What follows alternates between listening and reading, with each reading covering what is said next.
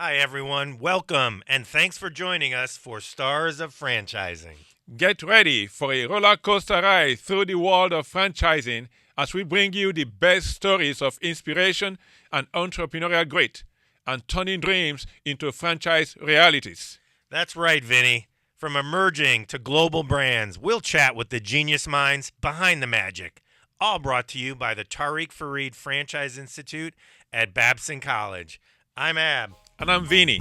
Now, buckle up for some serious inspiration.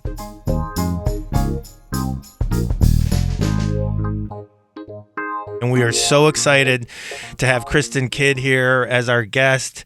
Welcome, Kristin. Thank you. Thanks for having me, guys. We are so grateful here at Babson and the Tariq Farid Franchise Institute to have this platform to really learn from folks like you and share your experiences. And what we love to do is start off with what's your why and what caused you to do what you do, and maybe a little background on your journey. Yeah, absolutely. Thanks. I'm a talker too, so interrupt me at any point in time if you're like, wait, because That makes three of us. Listen. I mean, I think my why is an interesting, I don't know, it's interesting to me, right? Because it's who I am. But I come from a musical family, and I've always been into music and creativity and the arts. And growing up, that's all I wanted to do. I didn't know what I wanted my degree to be in. I didn't really know anything other than I want to be a musician and make music. And so I've always been in bands, I've always played, I've always been very creative, and I never really found something that I was super passionate about for my job because, of course, no musician or creative wants to have a job. Right. And so I kind of fell into, just the corporate world and that kind of stuff. And I just didn't, I don't know, it wasn't for me, right? And so then I found School of Rock. And School of Rock it's a franchise concept. At this point, there's over 300 worldwide. But when my husband and we were then just dating, we found it. We were like, this is what we want to do. We get to teach kids and play music and have fun. And so I kind of lucked into finding a franchisee who was just opening their second one of all time. And I said, you're going to hire us. And so we started with them and we just grew to love it.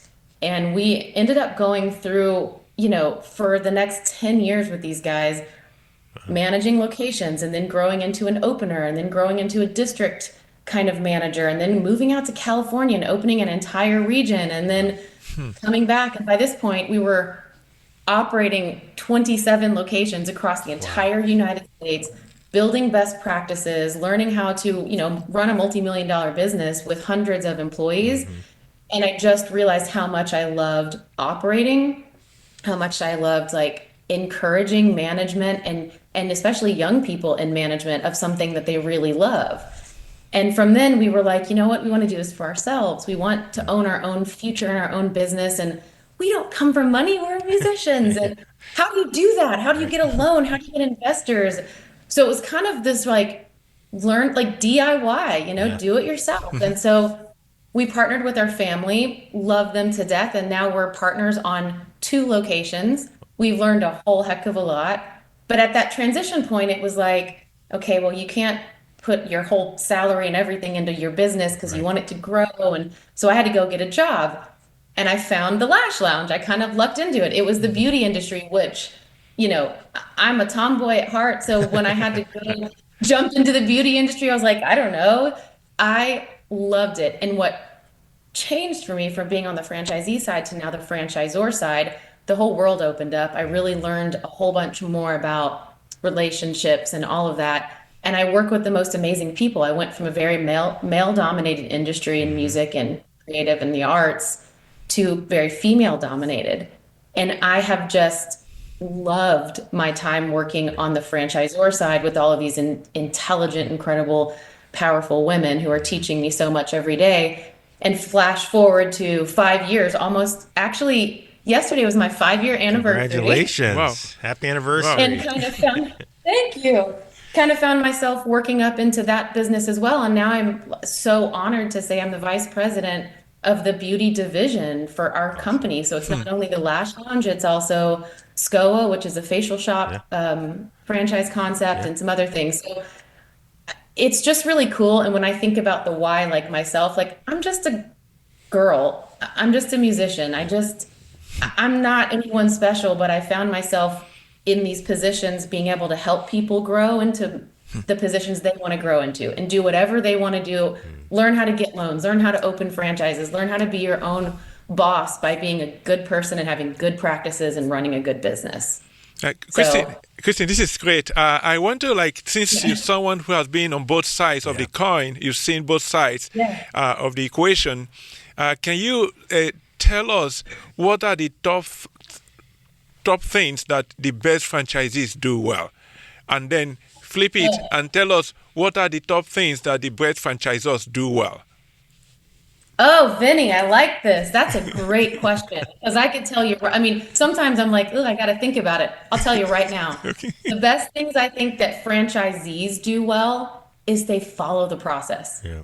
I cannot tell you how important that is when if you go into franchising, you do it because there's a process and there's a brand and there's power in that. If you're always trying to reinvent the wheel, you're just pushing against something that already exists. So just trust your franchisor, follow the process, learn the sales and the techniques and all of that. And I think the best thing a franchisor can do is work really hard to have good people and a good culture. People are not going to follow you if they do not trust you and they do not believe in you. And you can't come in with this like iron fist and just say, no, it's our way or the highway. Who's going to want to follow that process? You really have to work hard to make culture your number one thing. And it's such a buzzword that I think is losing a lot of its meaning these days, but it is extremely important. There's so many places I could go based on what you started with, which I love. And a few things. What great story on how you did your own quote unquote due diligence by working as a franchisee for that brand before ownership, Yeah. which is something, we try to teach, and we get a lot of questions on what does it take and what does it mean. So I'd love for you to talk a little bit about any advice you have for potential franchisees, that are entering that process. Clearly, you both, followed a passion for something you in Yeah. music, and it worked out. But yeah, could you share a little bit about folks that are contemplating taking the path you guys took?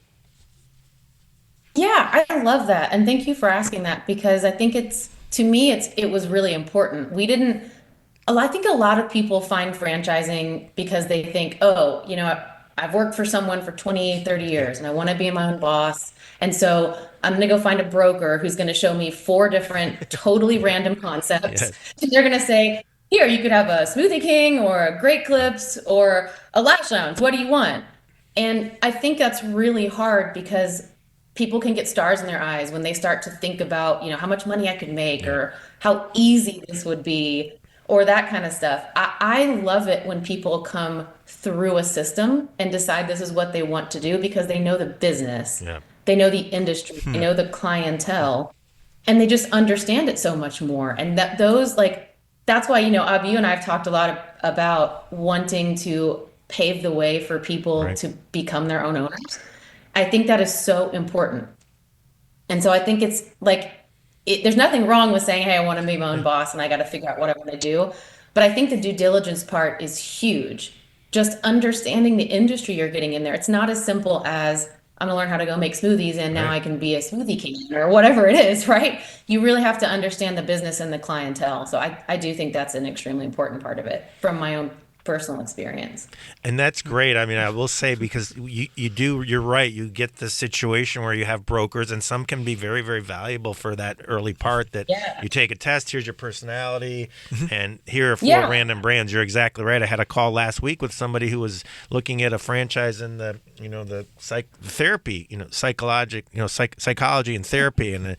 And there was a disconnect because he hadn't really thought about what you're talking about, and it caused him, to step back and kind of say, all right, Yeah. what do I really need to know? And hadn't talked to his franchisees and followed, so he was caught up in the deal, but that happens. Yeah. So that's great advice. Thank you. So, Kristin, let's take the next question here. I would want you to, if you don't mind, share with us what has been your biggest aha moment from a failure. Oh man. And then what did you take from it, and how has it shaped what you do since then? Yeah. Vinny, you're full of the good questions, aren't you? No, listen, I love that question because you should never be afraid of failure. You should learn from it. And if you go into life just thinking that failure doesn't happen, you're in for a you're in for a big Yeah, surprise. right. I can tell you small failure and big failure. So small failure, I just always thought, even when I was just a manager of one location, I'm great at hiring because I'm great at my job. And so Hmm. I'll find someone, I'll hire them in, and they'll be great. I went through so many front desk associates that were just not the right fit. They they were not the right fit for several things, and I had to learn the hard way. You're terrible at interviewing people because I would ask this. I would be like, "Are you a self-starter?" And they'd be like, "Yes." And then you're like, "Okay, well, no, I don't know anything about this person." So I had to learn over time how to interview, and it is something I'm still cognizant of today. Like, I will never hire someone just myself. I'll always have two or three other people, gut Yeah. checking and really finding the right person. Because, like I said, culture is so important. And I think on a bigger picture, a big failure was when I worked for the franchisee on the School of Rock side, Right. I never really understood the relationship with the franchisor as an employee. Hmm. Now, as an employee, that wasn't necessarily something I needed to understand because that was my owner's job, but it was something I really wanted. And there were so many things that we could have and should have done better that when I got in the franchisor side of things, I understood how important it was to be clear with your staff and to train owners to Hmm. be clear with their staff that relationship, what it means, how it exists, why it exists, so that it's a symbiotic relationship and no one's in the dark. Yeah. Wow. I think knowledge is power. Wow. Wow. Interesting. That's cool. It, it, so much about what you've said is really enlightening around, this link between entrepreneurship and franchising. Vinny and I are sometimes confronted with, why franchising and entrepreneurship, is it really entrepreneurship? You're given the playbook, and you've shed some light that, you're running a business and creating and leading people. I think I know the answer, but, is franchising entrepreneurship as a franchisee and a franchisor? What's your take? 100%. When you are a franchisee, if you're a franchisee of one location or 25, you own that business. Yeah. It is your business and you are 100% that owner. So it is absolutely entrepreneurship. You got to know a little bit about marketing and operations Right. and balancing a budget and payroll and all of it. You are a business owner. I think the thing that people get caught up on is kind of what you said, but you have to realize the only thing that's different between owning Kristen's hair cutting Hmm. shop versus, a Yeah. Great Clips is you get a partnership in it. A franchisor is ultimately your partner. Right. You don't run it for you. Hmm. You're Wow. responsible for all of it. Wow. Christine, during the pandemic, I'm making an assumption here that you went into the beauty industry again before the pandemic, right? Yes, sir. And then the Yeah. pandemic hit, boom. And then when it comes to beauty, I have to be close enough to you to help you, to Yeah. the eyelash and everything. So, was there any innovation in that period that you had to rely on? And what was it? What was the biggest innovation during the pandemic that Yeah. if you're talking with us today, we're assuming that you're still there, you're still in that, Yes. yeah, that it's still thriving. So what was the magic for you? Well, I think the pandemic was the craziest thing we've all alive lived through today, and we've Hmm. learned a lot from it. And hindsight is 2020, and so we can kind of look back and see what we did that we're proud of, and what were some misses that Hmm. hopefully we never go through it again, but we can learn from it. And I think the biggest game changer in the beauty industry, and specifically to eyelash extensions, because you are right, you are sitting over someone's face Voila. for about an hour. Okay. So I think it was the understanding that masks are just commonplace. And especially in America, we were so shocked to see people in masks, Right. whereas in other parts of the world, it's a bit more common if you don't feel well. It's not shocking or scary. Now, I think one of the benefits that's come out of it is when you see maybe your beauty professional, whether they're putting a facial on or they're putting on lashes and they're wearing a mask, it almost is a comfort Yeah. to you Yeah. as the customer. You feel comforted that they are, doing what they can to protect you. They're not breathing all over you. Right. I think that was a massive change. Yeah. Huh. Wow. Interesting. Yeah, in a And good way. if you don't mind, if I want to follow up quickly on that, because when you, I mean, helping someone and be giving the service, and the person maybe even have mask on, not just the person giving the service, but the person receiving the service also.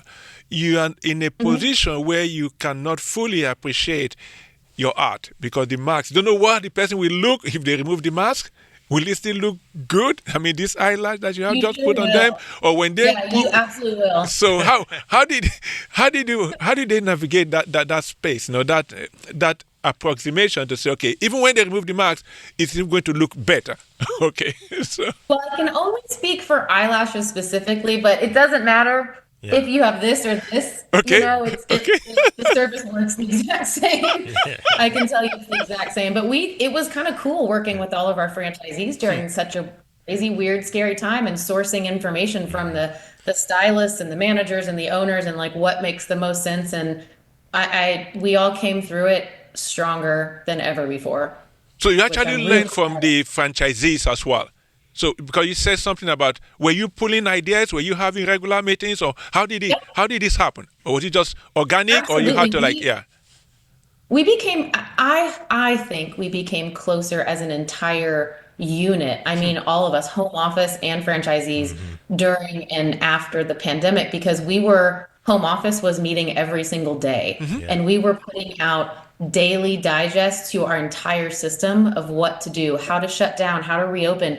I will tell you, 100% of our salons got PPP loans Wow. Wow. in order to get through this process. And I will tell you that we came out of the pandemic the same amount of revenue as the year prior, Wow. which was nuts, and then more than doubled the following year, same store sales. Wow. Wow. And I really fully believe it was because of the attention that franchisees gave to home office and home office gave to franchisees, and we became a unit. We weren't just on their own. A mom and pop shop doesn't have that. Yeah. So we worked together, and we made it a huge priority to really focus on culture, focus on like communication and relationships. And because of that, the strength of the services and the system just continued to grow. Wow. Yeah, Yeah. that's incredible, Cool. and stole my question and you answered it, which is is the franchise system better equipped to partner, right? It's the ultimate network economy, but also Yeah. push out that innovation to the system. And it sounds like versus an independent or multi-chain, that the franchising structure really allowed you guys to not only be partners but turn around innovation and respond quicker. Is that true? Yes, sir. I do believe that, honestly, because you're absolutely right. You're not alone. You're not having to figure everything out. You've got departments and people that can figure it out in your home office, but also from the franchise system. If someone comes up with a great idea, we're not going to shut them down. It's like, no, tell us more about it. Let's figure this out. So it's really nice. It's crowdsourcing at its best, Right. Well, The one of better the you things are, the that better we all are. yeah, go ahead. I'm sorry. I'm sorry. I just said the better one is, the better we all are, right? Well, That's the Totally. I mean, that says it all, which is the best franchisors and the most impressive people like you and your brand are ones that really understand what it likes to be what it's like to be a franchisee, and also recognize that partnership, and that it's, to use someone else's words, it's the franchisor's job to focus on the unit economics and the profitability of their Z's, right? Yeah, absolutely. And I how much live of in being a P&L. franchisee taught you that? Of being a franchisee, I don't really know. I mean, we focused a lot on our own P&Ls and our own pro forma building, or just, projection building. But then becoming a franchisor, I mean, that's one of my big things that I look at and deal with all day, every day, is looking at people's P&Ls and comparisons and where their percentages are, and really being able to provide guidance along those lines. I will tell you, it's made me a better franchisee. Yeah. Like, my communication with corporate is Interesting. different, because I understand. I want to approach everything with sympathy and with empathy, as opposed to being like, tell me this right now or give me this right Right. now. I want to be like, Right. I get it. We're all here Right. to do this together. Support versus oversight. Love it. Yes, Well, exactly. Kristin, let me take you back a bit to maybe share with us what you think most people misunderstood the most about franchising. Man, that's interesting. I mean, I think Ob kind of hit the nail on the head when it's people don't know if you're an entrepreneur or not. Yeah. And I think there's even still a lot of misunderstanding even in Washington about what franchisors are Yeah. and Huh. what franchising is, right? Because Yeah. like I am not the employer of any of these salons employees. Like that would be joint employer. We don't employ them. We are your partner as an owner, and that's important. But it's an independently owned and operated business. Your revenues are your revenues. Your deficits are your deficits, and you have to run your business well. We will give you all the tools and the advice and the guidance, but it's your business. So being an entrepreneur is the like literal definition is owning a business, right? Right. Like opening and starting and owning a business. It's absolutely franchising. I think people don't I don't know why people don't know Yeah. that. I just don't. And it's a bit interesting when you mentioned that that even people In in Washington don't understand, and you could see that play out when the Uber and the Lyft were having issues. Okay, okay, these people are independent. Okay, they use our platform, they use our everything, but they're still independent. So that's interesting. And we've talked to franchisees who've said the same thing, Kristen, which is, wow, I wish Washington and the politicians recognize that we're in our community creating jobs and working hard to pay Yes. our people the best we can and support our community. Yes.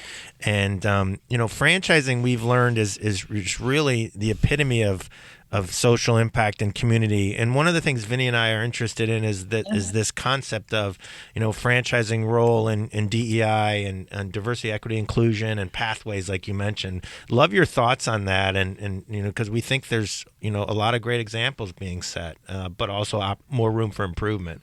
What do you think, Kristen? Yeah.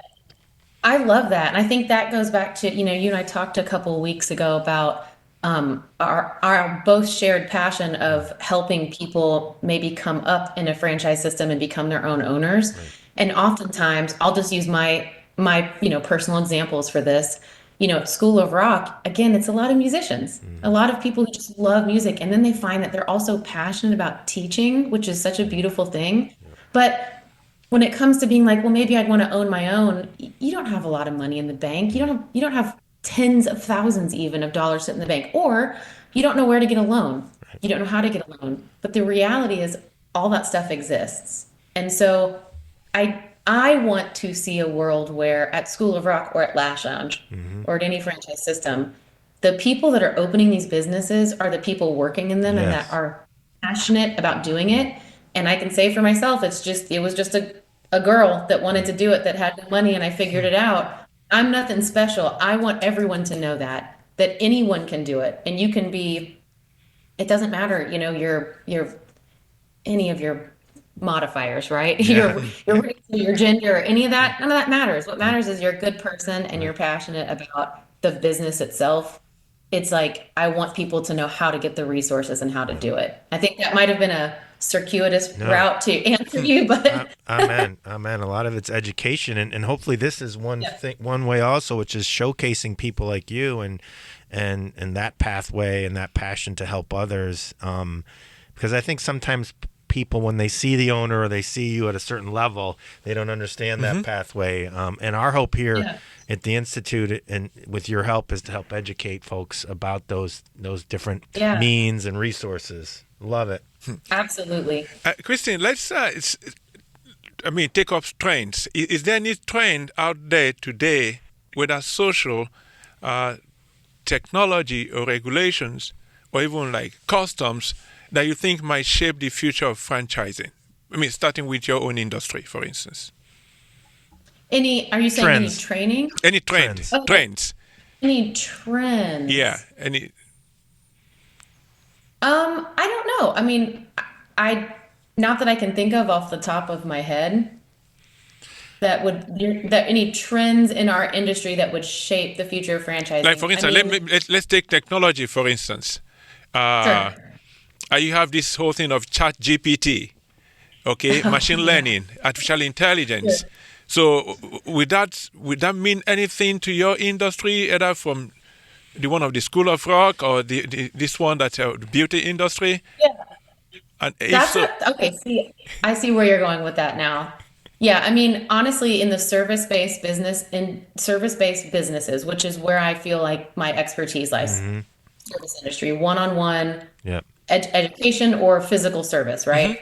I don't see how any of that would affect it at all. And I know people are either very scared or very excited for the future of AI technology, but services will never go away. Yeah. Going to eat food in a restaurant or an establishment will never go away. There could be robots that help you with that, but it's not the actual physical experience won't go away. Yeah. Lashing, for example, it's never going to be put on by robots. Yeah. I know that they've got some robots out there that can try it. I can tell you it ain't happening.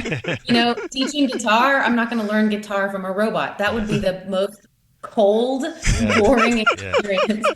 So I think the good news is there are other industries that can worry about that right now, but for our industry, I think it's going to continue to always grow and flourish because it's either a service people want to have done to them or something they want to learn that will always be out there. And then, so if I may, because that's great, Kristin. Now you have the privilege, and I'm sure maybe there's an advantage of going into this franchising world with your husband, your spouse. So. Tell us, what was it dynamics like? Okay, because it takes a lot, to be able. And then, any advice you might give our audience in that regard?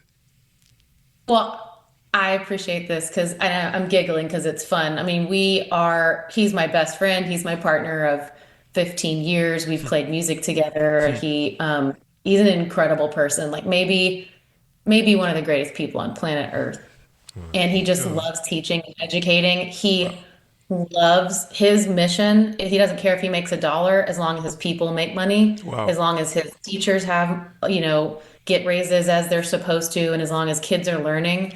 And so when we first started, he was just a teacher and I was just a manager. And we grew into this, and where I became the ops person over the whole company, he became the staff leader. He taught and trained all of the staff, and he loves it. He's the back of house, I'm front of house. So it's like a really great relationship. And man, can we get in some knockdown dragouts about things and about how things should run and all of it because we're both passionate about it. But for the most part, because I am, full-time at the beauty division at Franworth, he runs our 2 schools. Yeah. Okay. So we have a great dynamic there where he can go in, he can teach the kids, and he'll work with the teachers and all that good stuff while I'm doing this, because there's no way I could, I can't have 2 full-time jobs at once. But yeah, it's wonderful. Oh, that's great. Thank you for sharing this. and what a great example for something that we see and teach here at Babson and around entrepreneurship and success is that importance and the value of the team, whether it's your own team or the team partner with the franchisor. You're exactly right, and that's so great to see and inspiring. We could go on for hours, Vinny, right? Yeah. But we've been so impressed with what you've done, but more importantly, how you're doing it and your willingness to share. And we'd love to have you here at Babson and shine the light on what you're doing with some of our students. But if there's anything we could ever do to help you as well, Kristin, it's been amazing, and kudos to you. Oh, thank you. Thanks. I really appreciate it. I appreciate you inviting me on. And I mean, let's just put it in stone. I will be there whenever I can. I'll be there. I love chit-chatting. It's fun. Kristin, this has been great. This has been beautiful. It's so nice to finally meet you. When Ab spoke to me about you and shared some documentation about you, I said, "Oh la la, no, I can't wait for us to meet you." And I'm glad finally we met you. We have this conversation, and you give us some great insights. We're just waiting for you to finally, you and your husband, move to Boston, where it's warmer than Listen. He has told me that it's his favorite city in the United States. Oh, And really? to this day, we still have not gone there together. And wow. so when I There we told go. you this, I was like, I might head up to Boston, maybe in the fall or something like that. And I don't know. I think it'd be so much fun. Of course. Well, Anytime. Yeah. Thank you. wishing you all the best. We'll be in touch for sure, and we appreciate you making time for us. Grateful. Thank you. Thank you. Thank you. Absolutely. Thanks, guys. Have a wonderful day. Thanks for joining us on this episode of Stars of Franchising. Stars of Franchising was produced at Babson College, engineered by Travis Gray. Karen Soa is our guest coordinator, and music by Ralph Taylor. If you like Stars of Franchising, be sure to review us wherever you get your podcasts and spread the word and share these stories any way you can.